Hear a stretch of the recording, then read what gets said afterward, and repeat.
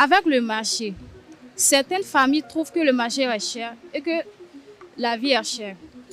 Cependant, qu'est-ce que le gouvernement met en place concrètement pour la baisse des prix et le panier de la femme ménagère soit plus abordable? Merci. Adjaratou, merci beaucoup pour ta question. Par rapport à la question sur la cherté de la vie, c'est vrai que nous avons conscience que les choses sont difficiles pour certaines familles. C'est normal.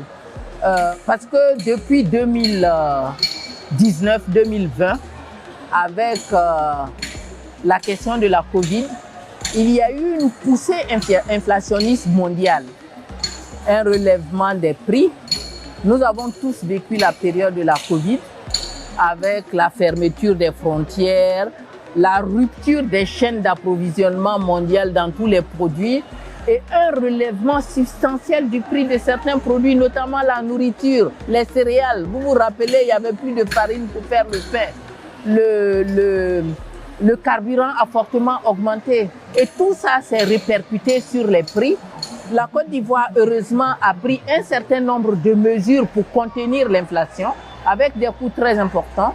Je me souviens qu'il y avait presque 450 milliards qui ont été investis, de nos francs qui ont été investis rien que sur la question du prix à l'époque. On appelle ça des chocs exogènes parce que les causes même de l'inflation ne dépendent pas de nous. C'est la Covid et après la Covid, on n'en était pas sorti. Il y a eu tous ces conflits mondiaux et sous-régionaux, notamment la guerre en Ukraine.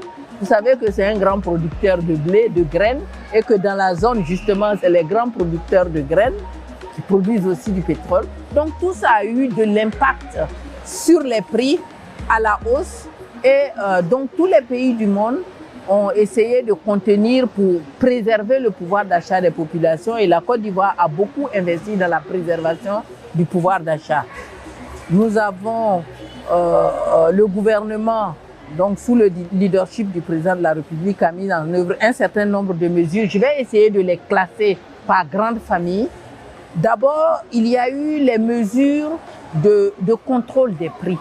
L'État a plafonné les prix de 20 produits qui sont des produits de grande consommation, des produits essentiels. L'huile, le sucre, le lait. Vous savez, quand vous plafonnez le prix, vous les rentrez en négociation avec les commerçants pour qu'ils puissent continuer de produire. Personne ne va offrir des produits à perte. L'État a subventionné des produits de grande consommation également, comme l'importation du blé. C'est des choses pour lesquelles l'État a dû faire des efforts